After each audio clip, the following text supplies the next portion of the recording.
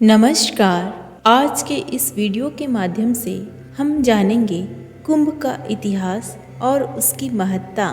कुंभ की उत्पत्ति बहुत पुरानी है और उस काल के समय की है जब समुद्र मंथन के दौरान अमरता को प्रदान वाला कलश निकला था। इस कलश के लिए राक्षसों और देवताओं के बीच भयंकर युद्ध हुआ था।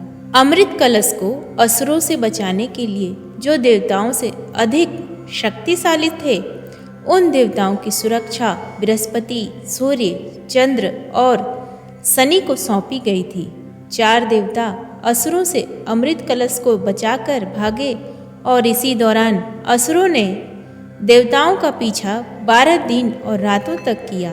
पीछा करने के दौरान देवताओं ने कलश को हरिद्वार, प्रयाग, उज्जैन और नासिक में रखा।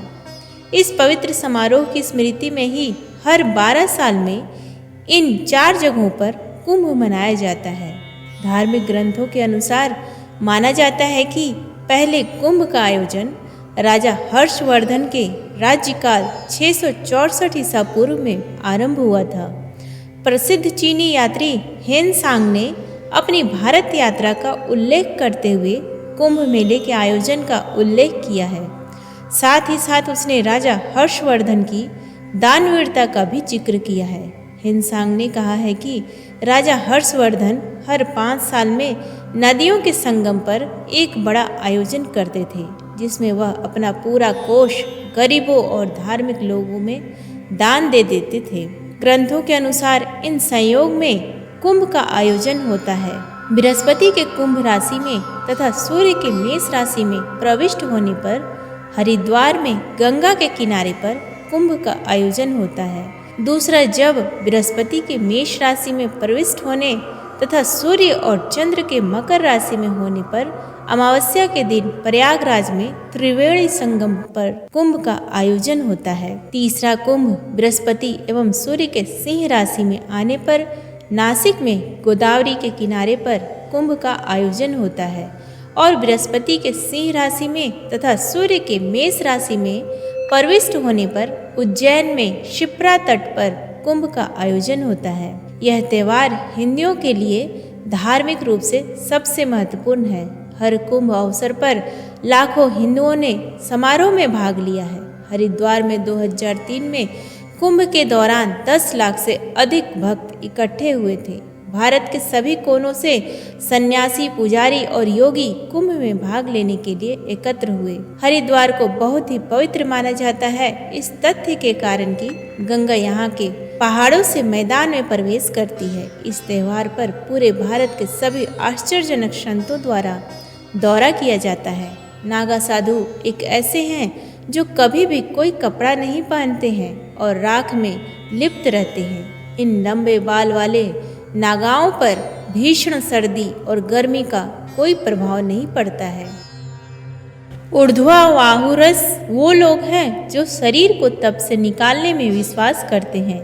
पारिवाजक वो लोग हैं जो चुप्पी साधे रहते हैं और लोगों को अपने रास्तों से बाहर निकालने के लिए घंटियों का प्रयोग करते हैं। शीर्षासीन वो लोग हैं जो 24 घंटे सर के बल खड़े होकर तप करते हैं। कल्पवासी वे लोग हैं जो दिन में 3 बार स्नान करते हैं और पूरे कुंभ के दौरान गंगा के किनारों पर समय बिताते हैं। यह माना जाता है कि कुंभ के दौरान स्नान करना सभी पापों और बुराइयों का इलाज करता है और बाघ मोक्ष प्रदान करता है। यह भी माना जाता है कि कुंभ योग के समय गंगा का पानी सकारात्मक ऊर्जा से भरा होता है और कुंभ के समय जल सूर्य, चंद्रमा और बृहस्पति की सकारात्मक विद्युत चुंबकीय विकिरणों से भरा होता है। वाल्मीकि रामायण में कहा गया है कि राम अपने वनवास काल में जब ऋषि भारद्वाज से मिलने गए तो वार्तालाप में ऋषिवर ने कहा कि हे राम, गंगा यमुना के संगम का जो स्थान है वह बहुत ही पवित्र है, आप वहाँ भी रह सकते हैं। वाल्मीकि रामायण के अनुसार माघ के महीने में त्रिवेणी संगम स्नान का यह रोचक प्रसंग कुंभ के समय साकार होता है। साधु संत प्रातः काल संगम पर स्नान करके कथा कहते हुए ईश्वर के विभिन्न स्वरूपों और तत्वों की विस्तार से चर्चा करते हैं। कुंभ भारतीय संस्कृति का महापर्व है और इस पर्व पर स्नान, दान, ज्ञान मंथन के साथ ही अमृत प्राप्ति की बात भी कही गई है। कुंभ का भौतिक, पौराणिक, ज्योतिषी के साथ साथ वैज्ञानिक आधार भी है। इसका वर्णन भारतीय संस्कृति के आदि ग्रंथ वेदों में भी मिलता है। प्रयागराज की महत्ता वेदों और पुराणों में विस्तार से बताई गई है।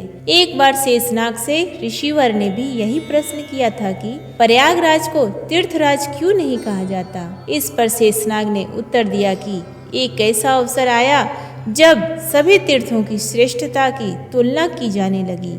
उस समय भारत में समस्त तीर्थों को तुला के एक पलड़े पर रखा गया और प्रयागराज को दूसरे पलड़े पर। फिर भी प्रयागराज का पलड़ा भारी पड़ गया। दूसरी बार सप्तपुरियों को एक पलड़े में रखा गया और प्रयागराज को दूसरे पलड़े पर। वहां भी प्रयागराज वाला पलड़ा भारी रहा। इस प्रकार प्रयागराज की प्रधानता होने से इसे तीर्थों का राजा कहा जाने लगा। इस पावन क्षेत्र में दान, पुण्य, कर्म, यज्ञ आदि के साथ साथ त्रिवेणी संगम का अति महत्व है। रामायण के अनुसार यह संपूर्ण विश्व का एकमात्र स्थान है जहाँ पर तीन नदियाँ गंगा, यमुना, सरस्वती मिलती हैं। यहीं से अन्य नदियों का अस्तित्व समाप्त होकर आगे एकमात्र नदी गंगा का महत्व शेष रह जाता है।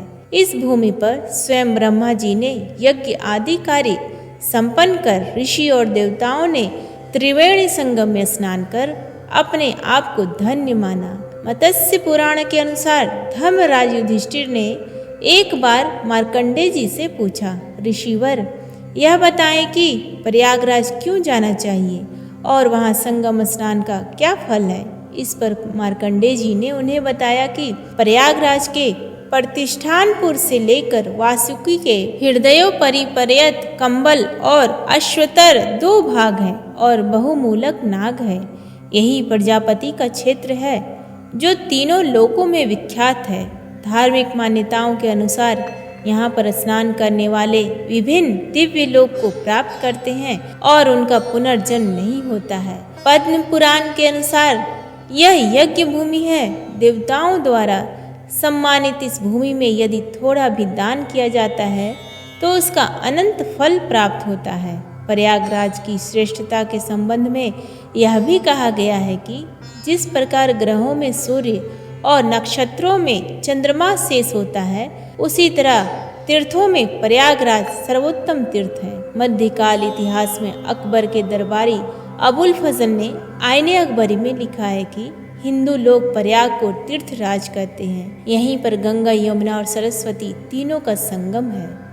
कुंभ का महत्व न केवल भारत में वरना विश्व के अनेक देशों में है। इस प्रकार कुंभ को वैश्विक संस्कृति का महापर्व कहा जाए तो गलत नहीं होगा, क्योंकि इस दौरान दुनिया के अनेक देशों से लोग आते हैं और हमारी संस्कृति में रचने बसने की कोशिश करते हैं। इसलिए कुंभ का महत्व और बढ़ जाता है। कुंभ पर्व प्रत्येक 12 वर्ष पर आता है। प्रत्येक 12 वर्ष पर आने वाले कुंभ पर्व को अब शासन स्तर से महाकुंभ और इसके बीच 6 वर्ष पर आने वाले पर्व को कुंभ की संज्ञा दी जा रही है। पुराणों में कुंभ की अनेक कथाएं मिलती है। भारतीय जनमानस में 3 कथाओं का विशेष महत्व कुंभ पर्व के संदर्भ में पुराणों में 3 अलग अलग कथाएं मिलती है। प्रथम कथा के अनुसार कश्यप ऋषि का विवाह दक्ष प्रजापति की पुत्री दीति और अदिति के साथ हुआ था। अदिति से देवों की उत्पत्ति हुई तथा दीति से दैत्य उत्पन्न हुए। एक ही पिता की संतान होने के कारण दोनों ने एक बार संकल्प लिया कि वे समुद्र में छुपी हुई बहुत सी विभूतियों एवं संपत्तियों को प्राप्त कर उसका उपयोग करेंगे। इस प्रकार समुद्र मंथन एकमात्र उपाय था। समुद्र मंथन उपरांत 14 रत्न प्राप्त हुए, जिनमें से एक अमृत कलश भी थी। इस अमृत कलश को प्राप्त करने के लिए देवताओं और दैत्यों के बीच युद्ध छिड़ गया, क्योंकि उसे पीकर दोनों अमृत की प्राप्ति करना चाह रहे थे। स्थिति बिगड़ते देख देवराज इंद्र ने अपने पुत्र जयंत को संकेत किया और जयंत अमृत कलश लेकर भाग चला। इस पर देवों ने उसका पीछा किया। पीछा करने पर देवताओं और दैत्यों के बीच 12 दिनों तक भयंकर संघर्ष के दौरान अमृत कुंभ को सुरक्षित रखने में बृहस्पति, सूर्य और चंद्रमा ने बड़ी सहायता की और उनके हाथों में जाने से कुंभ को बचाया। सूर्य भगवान ने कुंभ की फूटने से रक्षा की और चंद्रमा ने अमृत छलकने नहीं दिया। फिर भी संग्राम के दौरान मची उथल पुथल से अमृत कुंभ से 4 बूंद छलक की गई। यह अलग अलग 4 स्थानों पर गिरी। इनमें से एक गंगा तट हरिद्वार में, दूसरी त्रिवेणी संगम प्रयागराज में, तीसरी क्षिप्रा तट उज्जैन में और चौथी गोदावरी तट नासिक में। इस प्रकार इन 4 स्थानों पर अमृत प्राप्ति की कामना से कुंभ पर्व मनाया जाने लगा। कुंभ की कथाओं के अनुसार देवता और व्यक्तियों में 12 दिनों तक जो संघर्ष चला था, उस दौरान अमृत कुंभ से अमृत की बूंदें जिन स्थानों पर गिरी थी, वहाँ कुंभ मेला लगता है। क्योंकि देवों के इन 12 दिनों को 12 मानवीय वर्षों के बराबर माना जाता है। इसलिए कुंभ पर्व का आयोजन 12 वर्षों पर होता है। जिस दिन अमृत कुंभ गिरने वाली राशि पर सूर्य, चंद्रमा और बृहस्पति का संयोग हो, उस समय पृथ्वी पर कुंभ होता है। राशि विशेष में सूर्य और चंद्रमा के स्थित होने पर उक्त 4 स्थानों पर शुभ प्रभाव के रूप में अमृत वर्षा होती है। यही वर्षा श्रद्धालुओं के लिए पुण्यदायी मानी गई है।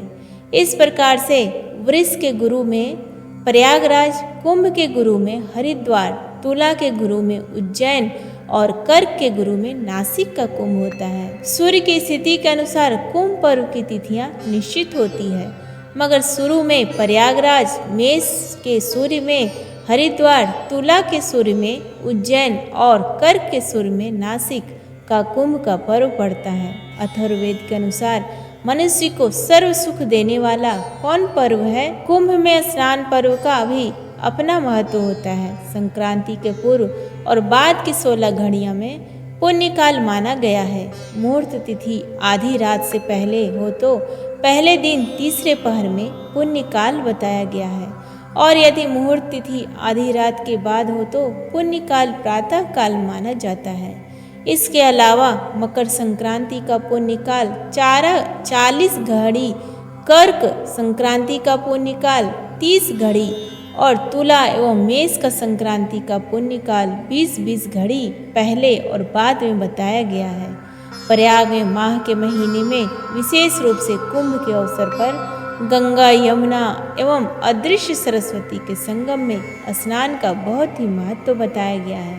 अनेक पुराणों में इसके प्रमाण भी मिलते हैं। प्रयागराज में प्रमुख धार्मिक मंदिर है, जिसमें शंकर, विमान मंडपम, बड़े हनुमान, बंधवा, रामानंदाचार्य मठ, सिद्धेश्वर महादेव मंदिर, जगदम्बा मठ, नागवासुकी शक्तिपीठ, एलोप शंकरी माँ, ललिता देवी मंदिर, कल्याणी मंदिर, भारद्वाज आश्रम मंदिर, शिव कोटि तीर्थ मंदिर, श्री हनुमान निकेतन, मनकामेश्वर मंदिर, पातालपुरी मंदिर प्रमुख है। प्रयागराज के कुल 6 कुंभ स्नान पर्व होते हैं। मकर संक्रांति, पौष पूर्णिमा, मौनी अमावस्या, माघी पूर्णिमा, बसंत पंचमी, महाशिवरात्रि प्रयागराज कुंभ का सर्वाधिक महत्वपूर्ण पर्व है। उम्मीद है आपको आज का महाकुंभ के बारे में ये वीडियो पसंद आई हो तो प्लीज़ वीडियो को अपने दोस्तों के साथ लाइक करें, शेयर करें और चैनल पे नए हैं तो सब्सक्राइब करना ना भूलें। धन्यवाद।